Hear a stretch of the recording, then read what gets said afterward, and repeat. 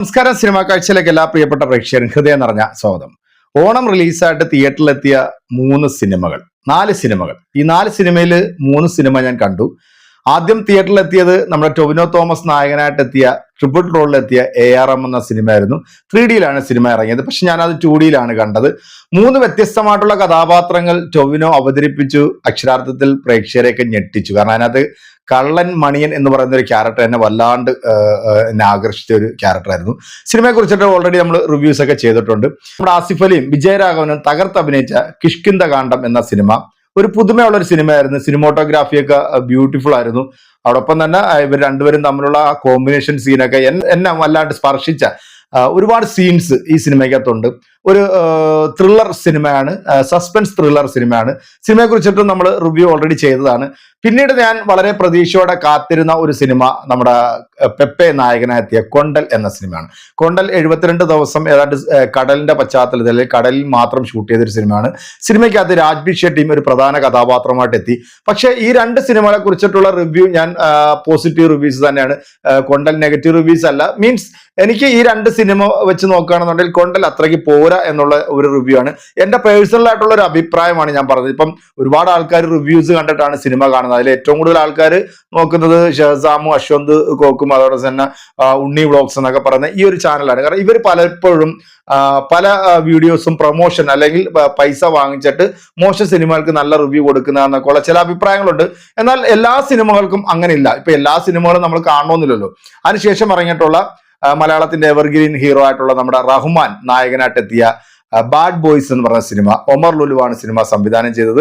അതിനകത്ത് നായികയായിട്ട് എത്തുന്നത് ഷീലു എബ്രഹാം ആണ്. അപ്പൊ ഇവരുടെ ഭർത്താവ് തന്നെയാണ് ഈ സിനിമ പ്രൊഡ്യൂസ് ചെയ്തിരിക്കുന്നത്. അപ്പൊ ഈ സിനിമയെ കുറിച്ചിട്ട് ഉണ്ണി വ്ളോഗ്സ് ഒരു റിവ്യൂ ചെയ്തിരുന്നു. അതായത് നെഗറ്റീവ് റിവ്യൂ ആണ് ആ സിനിമയ്ക്ക് കൊടുത്തത്. സിനിമ ഞാനും കണ്ടിട്ടില്ല. കാരണം ഒരുപാട് ആൾക്കാർ മിക്സ്ഡ് റിവ്യൂ വന്നതുകൊണ്ട് ഞാൻ സിനിമ കാണാൻ പോയില്ല. അതുകൊണ്ട് തന്നെ സിനിമയെ കുറിച്ചിട്ട് എനിക്ക് റിവ്യൂസ് പറയാൻ പറ്റത്തില്ല. പക്ഷേ ഓരോരുത്തർക്കും ഓരോ വ്യൂ പോയിന്റ് ആണ്, ഓരോ കാഴ്ചപ്പാടാണ്. അവരൊരു സിനിമ കണ്ടിട്ട് ആ സിനിമ കൊള്ളാമെങ്കിൽ കൊള്ളാന്ന് പറയും, കൊള്ളത്തില്ലെങ്കിൽ കൊള്ളത്തില്ല എന്ന് പറയും. അപ്പൊ ഈ സിനിമ നെഗറ്റീവ് റിവ്യൂ കൊടുത്തപ്പോഴത്തേക്ക് ഷീലു എബ്രഹാമിന്റെ ഭർത്താവ്, ഈ സിനിമയുടെ പ്രൊഡ്യൂസർ ആയിട്ടുള്ള ആള് നമ്മുടെ ഉണ്ണി വ്ളോഗ്സിനെ വിളിച്ചിട്ട് ഒരു ദിവസം രാത്രി പച്ചത്തെറി ഈ ചാനലിൽ വിളിച്ചു. അപ്പം ഉണ്ണി വ്ളോഗ്സ് ഇത് ലൈവായിട്ടാണ് വീഡിയോ ചെയ്തത്. അപ്പൊ അതിനകത്തൊരു സംശയം സ്വാഭാവികമായിട്ട് ഉണ്ടായി. കാരണം ഒരു ലൈവിൽ വീഡിയോ ചെയ്യണമെന്നുണ്ടെങ്കിൽ ഓൾറെഡി ഒന്നില്ലെങ്കിൽ ഉണ്ണി ഇത് പ്രതീക്ഷിച്ചിരിക്കണം. ഈ എബ്രഹാം എന്ന് പറഞ്ഞ പ്രൊഡ്യൂസർ എന്നെ വിളിക്കും.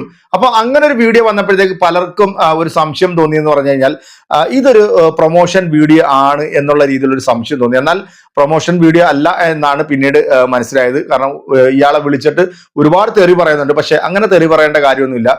നമ്മൾ സിനിമ കാണാനായിട്ട് ചെല്ലുന്നത് കാശ് കൊടുത്തിട്ടാണ് സിനിമ കാണുക. അപ്പം ഓരോരുത്തർക്കും ഓരോ അഭിപ്രായങ്ങളുണ്ട്. ചിലർക്ക് ഇഷ്ടപ്പെടും, ചിലർക്ക് ഇഷ്ടപ്പെടാതിരിക്കും. എന്തായാലും ഈ എബ്രഹാം എന്ന് പറയുന്ന ഈ സിനിമയുടെ പ്രൊഡ്യൂസർ ഉണ്ണി വ്ളോഗ്സിനെ വിളിച്ചിട്ട് പറയുന്നത് 1 മണിക്കൂറിനുള്ളിൽ നീ ഈ പറഞ്ഞിരിക്കുന്ന റിവ്യൂ നിന്റെ യൂട്യൂബിൽ നിന്ന് മാറ്റിയില്ല എന്നുണ്ടെങ്കിൽ 2 മണിക്കൂർ കഴിയുമ്പോഴത്തേക്കും നിന്റെ വീട്ടിൽ ഞാൻ പോലീസുകാർട്ടെത്ത് നിന്നെ ഞാൻ എടുത്തിട്ട് മറ്റേതാക്കും മറിച്ചാക്കും എന്നുള്ള പച്ചത്തെറിയാണ് വിളിച്ചത്.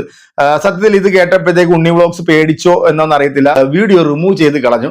അത് അഭിപ്രായ സ്വാതന്ത്ര്യത്തെ കൈകടത്തുന്ന തരത്തിലാണ്. കാരണം കഴിഞ്ഞ ഒരു 2-3 മാസങ്ങൾക്ക് മുമ്പ് ഞാനൊരു സിനിമയുടെ റിവ്യൂ ചെയ്തപ്പോഴത്തേക്ക് ആ കമ്പനി എനിക്കൊരു സ്ട്രൈക്ക് തന്നിരുന്നു. ഇത് അഭിപ്രായ സ്വാതന്ത്ര്യത്തിൽ കടന്നു കയറുന്നത്. കാരണം ഇവനൊക്കെ എന്ത് മുണഞ്ഞ സിനിമ എടുത്തു വെച്ചിട്ട് അത് നല്ലതാണ് എന്ന് പറയുകയാണെന്നുണ്ടെങ്കിൽ എനിക്കൊക്കെ ഭയങ്കര സന്തോഷമായിരിക്കും. മോശം സിനിമ എടുത്തു വെച്ചിട്ട് അത് ഞാൻ കാണണം എന്ന് പറഞ്ഞാൽ, അല്ലെങ്കിൽ ഞാനത് നല്ലതെന്ന് പറയണമെന്നുണ്ടെങ്കിൽ അത് വീട്ടിൽ പോയി പറയടാന്ന് മാത്രമേ എനിക്ക് പറയാൻ പറ്റത്തുള്ളൂ.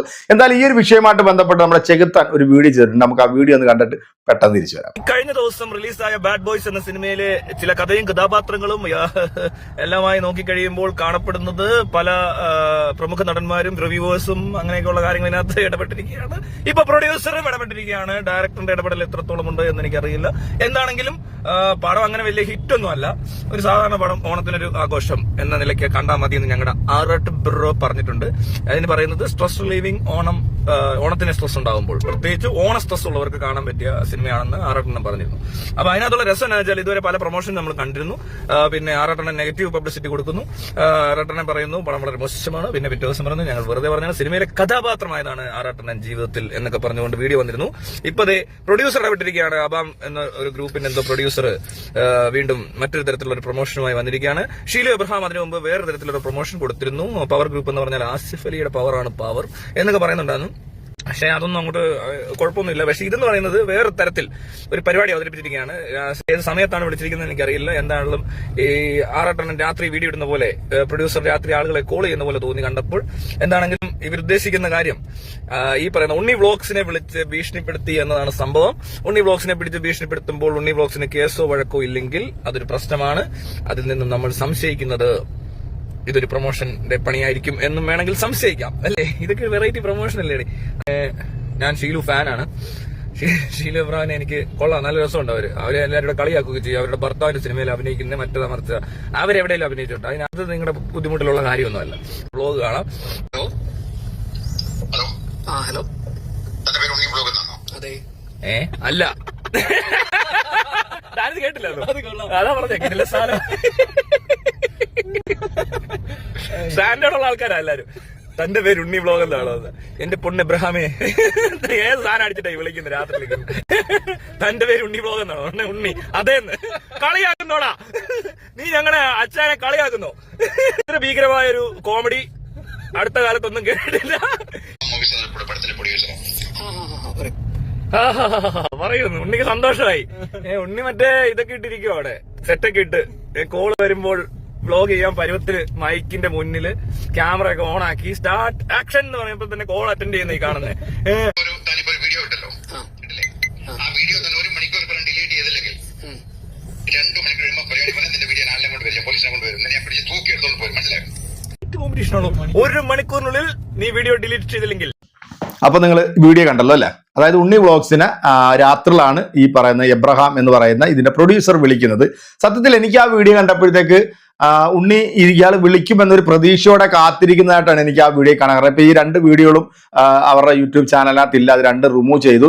പക്ഷെ ഒരു യൂട്യൂബർ എന്ന നിലയിൽ ഞാൻ പറയുന്നു, ആ വീഡിയോ ഒരിക്കലും നിങ്ങൾ റിമൂവ് ചെയ്യാൻ പാടില്ലായിരുന്നു. കാരണം നമ്മുടെ അഭിപ്രായമാണ് നമ്മൾ പറയുന്നത്. നമുക്ക് നമ്മുടെ അഭിപ്രായം പറയാനായിട്ടുള്ള സ്വാതന്ത്ര്യം നമ്മുടെ നാട്ടിലുണ്ട്. അതുകൊണ്ട് എന്ത് മുണഞ്ഞ സിനിമ എടുത്തു വെച്ചിട്ടും അതിനെ ഇത്തരത്തിലുള്ള രീതിയിൽ പ്രതികരിച്ചിട്ട് നമ്മളെ അങ്ങ് വശത്താക്കാം എന്ന് വിചാരിക്കുന്നുണ്ടെങ്കിൽ അത് വേണ്ട എന്നാണ് എൻ്റെ ഒരു പേഴ്സണൽ ആയിട്ടുള്ള അഭിപ്രായം.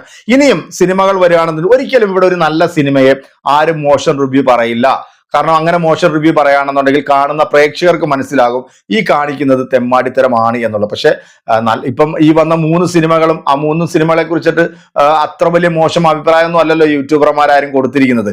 ഈ 3 സിനിമകളും നിറഞ്ഞ സദസ്സിൽ തന്നെ തിയേറ്ററിൽ ഇപ്പൊ നല്ല രീതിയിൽ ഓടുന്നുണ്ട്. എന്നാൽ ഈ ബാഡ് ബോയ്സ് എന്ന് പറയുന്ന സിനിമ ഏതോ തുച്ഛമായ തിയേറ്ററുകളിൽ മാത്രമാണ് ഈ സിനിമ ഉള്ളത്. അത് 1-2 ഷോകൾ മാത്രമേ ഉള്ളൂ, റെഗുലർ ആയിട്ടൊരു ഷോ പോലും ഇല്ല.